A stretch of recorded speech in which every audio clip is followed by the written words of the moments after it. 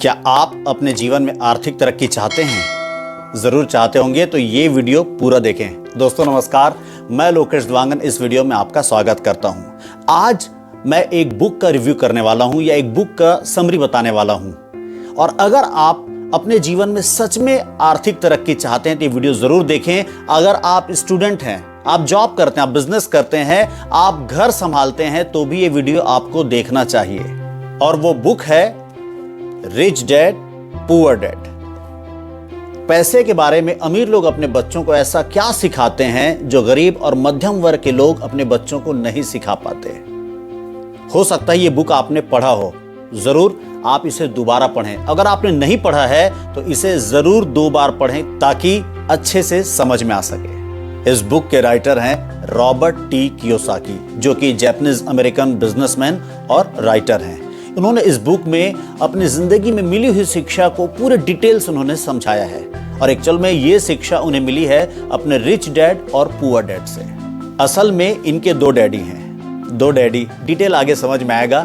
एक डैड जो कि पीएचडी किए हुए बहुत पढ़े लिखे समझदार, और दूसरे डैड केवल 8वीं तक पढ़े लिखे थे। दोनों ही डैड अपनी अपनी जिंदगी में सफल भी हैं और उन्होंने पूरी जिंदगी कड़ी मेहनत भी की है।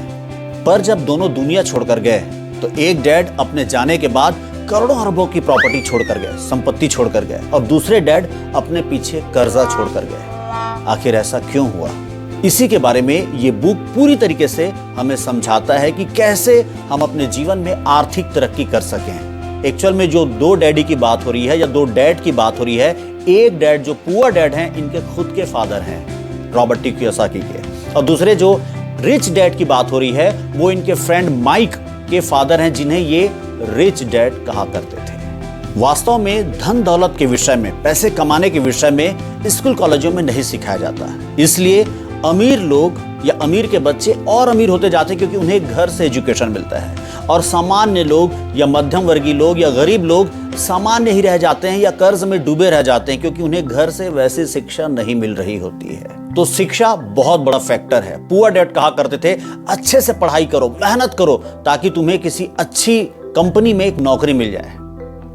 और रिच डैड कहा करते थे मेहनत से पढ़ाई करो, इतनी समझ विकसित करो कि एक बड़ी कंपनी, अच्छी कंपनी को खरीदने का मौका मिल जाए। सोच अपनी अपनी, विचार, थॉट्स, यही तो जिंदगी बनाते हैं। पुअर डैड कहा करते थे पैसे का मोह सभी तरह की बीमारियों की जड़ है, और रिच डैड कहा करते थे कि पैसों की कमी सभी तरह की बीमारियों की जड़ है।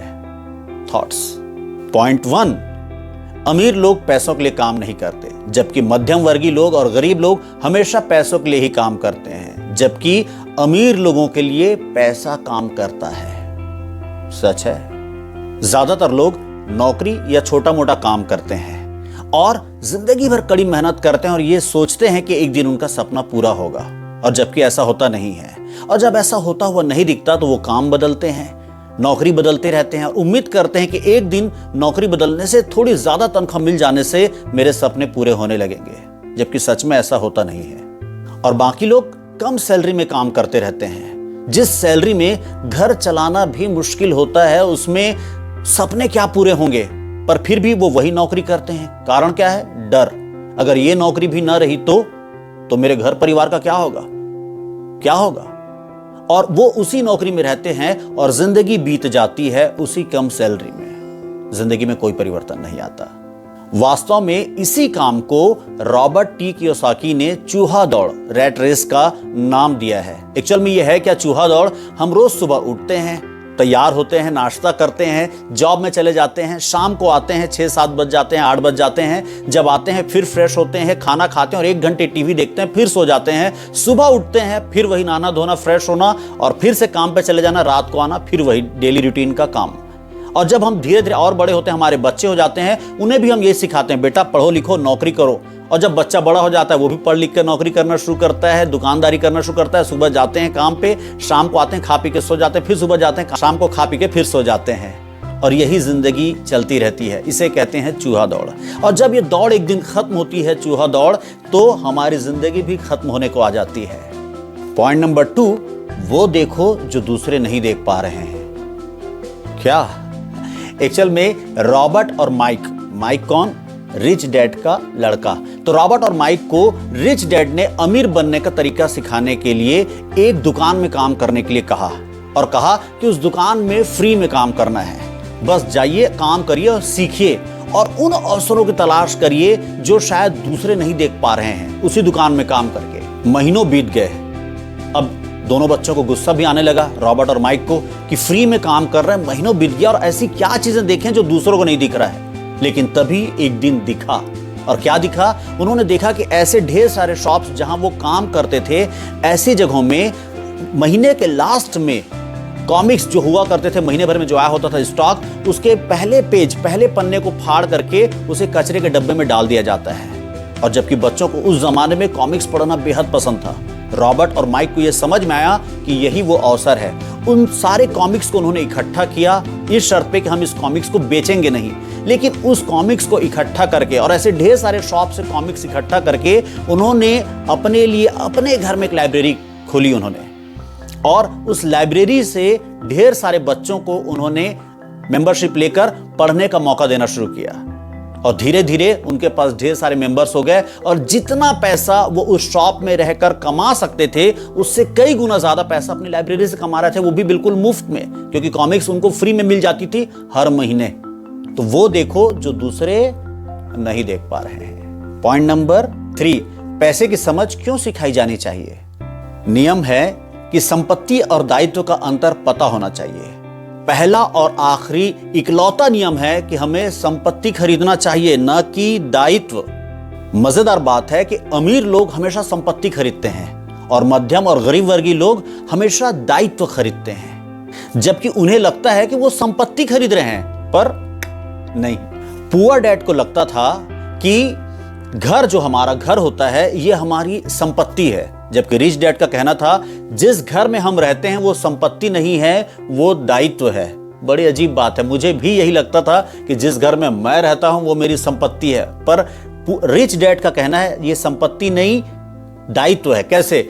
इस घर का मेंटेनेंस, इस घर का रिनोवेशन, इस घर के टैक्स, इस घर की EMI, इस घर के ब्याज, बहुत सारे खर्चे होते हैं जो कि हमें लगातार करते रहना पड़ता है। तो वास्तव में संपत्ति वो चीज है जिससे हमारे जेब में पैसा आए। क्या इस घर से, जिस घर पे मैं रह रहा हूं, इस घर से कोई पैसा मेरे जेब में आ रहा है? नहीं। लेकिन दायित्व वो चीज है जिससे मेरे जेब से पैसा चला जाए, जो कि इस घर से जा रहा है। तो संपत्ति और दायित्व में अंतर समझना बेहद जरूरी है और सामान्य लोग नहीं समझ पाते। बस बात यहीं पे है। रिच डैड का कहना था संपत्ति का मतलब होता है ऐसी चीजें जहां से मुझे रेगुलर पैसा आए, एक ऐसा बिजनेस जहां पे मैं काम नहीं कर रहा हूं पर मेरे नहीं रहने पर भी वहां से रेगुलर मुझे पैसा आ रहा है। Stock, bonds, mutual funds, real estate, notes, बौद्धिक संपदा, ऐसी कई चीजें हो सकती हैं। किराए का घर, उससे भी मुझे रेगुलर अगर पैसे आ रहे हैं, वो वास्तव में संपत्ति है। पॉइंट नंबर 4, अपने काम से काम रखो। लोगों की जिंदगी में पैसे की तंगी या आर्थिक तंगी इसलिए आती है क्योंकि वो हमेशा दूसरों के लिए काम करते रहते हैं, अपने लिए कभी करते ही नहीं। अपने काम से काम रखो का मतलब है कि जब भी आपके पास पैसे आते और आपने उन्हें संपत्ति वाले कॉलम में डाला तो उन्हें फिर कभी संपत्ति वाले कॉलम से नहीं निकालना चाहिए। वास्तव में सच्चाई यह है कि जब अमीर लोगों के पास पैसे आते हैं तो वो सारा पैसा पहले निवेश करने में लगाते हैं, और जब निवेश करने के बाद पैसा बच जाए तब उसे खर्च करने में लगाते हैं। जबकि मध्यम वर्गीय या गरीब लोग क्या करते हैं, जैसे ही पैसा आता है पहले उसे खर्च करने में लगाते हैं, और जब खर्च करने के बाद थोड़ा बहुत पैसा बच जाए उसे निवेश करने में लगाते हैं, और यहीं पे समस्या शुरू हो जाती है। एक्चुअल में वास्तविकता यह है कि अमीर लोग विलासिता की चीजें हैं वो बहुत बाद में खरीदते हैं। कब? जब वास्तविक संपत्ति इकट्ठा कर लेते हैं तब। और इसका ठीक उल्टा होता है, जब गरीब या मध्यम वर्गीय लोग पहले विलासिता की चीजें खरीदते हैं, भले ही EMI से खरीदें लेकिन पहले विलासिता की चीजें खरीदते हैं। इसका मतलब ये नहीं है कि अमीर लोग विलासिता की चीजें नहीं खरीदते हैं, पर जब संपत्ति वाले कॉलम में इतना पैसा आ जाए कि उन्हीं संपत्ति वाले कॉलम से इतना पैसा और जनरेट हो, उसकी उस पैसे से विलासिता की चीजें खरीदी जा सके। वास्तव में सच्ची विलासिता संपत्ति में निवेश करने में है। तो अपने काम से काम रखो। पॉइंट नंबर 5, टैक्स का इतिहास और कॉरपोरेशन की ताकत।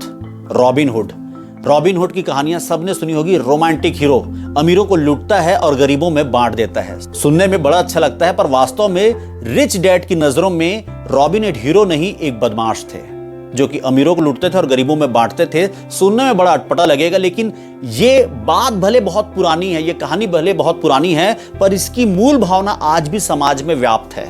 आज भी लोगों को लगता है अमीरों पे ज्यादा टैक्स लगाओ और जो टैक्स के पैसे आते हैं वो गरीबों में बांट दो। पर वास्तव में सच्चाई ये है, अमीरों पर टैक्स लगभग न के बराबर लगता है और सबसे ज्यादा टैक्स लगता है मध्यम वर्गीय लोगों पर। तो अमीरों के ऊपर टैक्स क्यों नहीं लगता? क्योंकि वो टैक्स से बचने का रास्ता खोज चुके हैं। पॉइंट नंबर 6, अमीर लोग पैसों का आविष्कार करते हैं। सुनने में बड़ा अटपटा लग रहा है, लेकिन सच है कि अमीर लोग अपने फाइनेंशियल आईक्यू को हमेशा विकसित करते रहते हैं। हालांकि ये आसान काम नहीं है, ना मेरे लिए, ना आपके लिए, किसी के लिए नहीं, लेकिन वो इस झंझट में पड़ते हैं क्योंकि उन्हें अपनी फाइनेंशियल आईक्यू को बहुत ज्यादा विकसित करना है। और फाइनेंशियल आईक्यू का मतलब होता है आर्थिक विकल्पों को समझ पाने की शक्ति, कि कितने सारे आर्थिक हमारे पास विकल्प हैं, उनको समझ पाना ही आपका फाइनेंशियल आईक्यू है कि कहां निवेश करना चाहिए, कैसा करना चाहिए, कौन सी चीजें हैं, सब फाइनेंशियल आईक्यू है। वास्तव में सबको लगता है पैसा ही असली चीज है, जिसके पास पैसा है उसी के पास शक्ति है, लेकिन सच्चाई यह है कि इस दुनिया में सबसे ज्यादा शक्तिशाली इकलौती पूंजी अगर हमारे पास कुछ है तो वो है हमारा दिमाग। और अमीर लोगों का दिमाग हमेशा खुला रहता है, वो हमेशा नए अवसर, नए तरीके, नई समझ, नई चीजों को सीखने के लिए लालायित रहते हैं और अपने फाइनेंशियल आईक्यू को बढ़ाते रहते हैं। अमीर लोग पैसों का आविष्कार करते हैं। पॉइंट नंबर 7, सीखने के लिए काम करें, ना कि पैसे के लिए काम करें। वास्तव में स्कूल और कॉलेज में हमें विशेषज्ञता पर जोर दिया जाता है कि किसी भी चीज में एक्सपर्टीज हासिल कर लें, एक्सपर्ट बन जाएं, स्पेशलिस्ट बन जाएं। क्यों? क्योंकि जो एक्सपर्ट होगा, स्पेशलिस्ट होगा, वही ज्यादा पैसे कमाएगा। डॉक्टर बनते हैं, एमबीबीएस करने के बाद सीधा क्या बन जाते हैं? बाल रोग विशेषज्ञ। एमबीबीएस के डॉक्टर बने, उसके बाद क्या बन गए? स्किन के डॉक्टर, डर्मेटोलॉजिस्ट, ठीक, हड्डी रोग विशेषज्ञ। ऐसे विशेषज्ञ बनने में जोर दिया जाता है और जो जितना ज्यादा विशेषज्ञ होगा उतना ही पैसा कमाया जाएगा। ऐसी सोच है लोगों के अंदर और यहीं पे विचारों का अंतर है। पुअर डैड हमेशा कहा करते थे विशेषज्ञ बनो ताकि आप ज्यादा पैसे कमा पाएंगे। रिच डैड ठीक इसका उल्टा कहा करते थे कि विशेषज्ञ बनने से अच्छा है ढेर सारे फील्ड्स की आपको थोड़ी थोड़ी नॉलेज होनी चाहिए, ताकि जब आप कुछ बड़ा करना चाहें तो सारी चीजों का जब छोटा छोटा नॉलेज होगा तो आप सारे मैनेजमेंट सही कर पाएंगे। पुअर डैड का कहना था नौकरी ही सब कुछ है और रिच डैड का कहना था सीखना ही सबसे ज्यादा अच्छा है। सीखने के लिए काम करें, पैसे के लिए नहीं। हमने 7 पॉइंट्स तो जान लिए, लेकिन इसके बाद भी ऐसी कई बाधाएं होंगी हमारी जिंदगी में जिसकी वजह से हम संपत्ति वाले कॉलम में ज्यादा वृद्धि नहीं कर पाते हैं और दायित्व वाले कॉलम में ही फंस के रह जाते हैं। यही कहना है रिच डैड पुअर डैड का। तो इसके बाद रिच डैड पुअर डैड में कहा गया है कि इन बाधाओं को कैसे पार करें जो हमारी जिंदगी में अब आगे है। एक्चुअल में कई ऐसे कारण हैं, एटलीस्ट 5 ऐसे कारण हैं जिसकी वजह से लोगों के पास पैसे की समझ होने के बाद भी वो संपत्ति वाले कॉलम में ज्यादा वृद्धि नहीं कर पाते हैं। ऐसे क्या कारण हैं? 5 कारण। पहला है डर, पैसा खोने का डर। हर व्यक्ति के अंदर है, लेकिन यह डर अगर आपके में ज्यादा है तो संपत्ति कॉलम की ज्यादा वृद्धि नहीं हो पाएगी। Point number 2, शंकाएं। अगर आप बार बार हर चीज में शंका करते रहेंगे, यहां निवेश करने से कहीं ऐसा तो नहीं हो जाएगा, वहां ऐसा नहीं तो हो जाएगा, तो शंका होने पर आप उसमें भी ज्यादा सक्सेसफुल नहीं हो पाएंगे। पॉइंट नंबर 3, आलस्य। हर कोई आलसी है, मैं भी हूं, लेकिन इस आलस्य का तोड़ खोजना होगा और बड़ा छोटा सा तोड़ है, थोड़ी सी लालच, थोड़ी सी इच्छा, थोड़ी सी महत्वाकांक्षा। अगर इतना है तो भी काम बन जाएगा। पॉइंट नंबर 4, आदतें। हमारी आदतें सबसे ज्यादा इंपॉर्टेंट है, हमारी शिक्षा से ज्यादा इंपॉर्टेंट। हमारे करियर में या हमारी जिंदगी में कोई सबसे ज्यादा रोल प्ले करता है तो वह है हमारी आदतें। आदतों को ठीक करना होगा। पॉइंट नंबर 5, अहंकार, जिद, हठधर्मिता।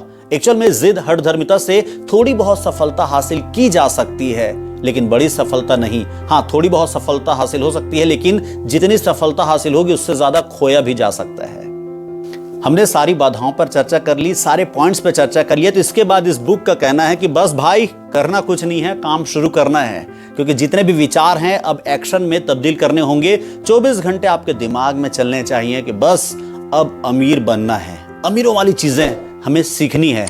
तो जो मैंने वीडियो में बताया वो तो ठीक है, लेकिन ये बुक आप जरूर पढ़ें और अब काम शुरू करें। मन में डर ना रखें, शंका ना रखें और अमीर बनने की सोच डेवलप करें। तो मैं लोकेश देवांगन आपको बहुत बहुत धन्यवाद करता हूं, आपने ये वीडियो देखा।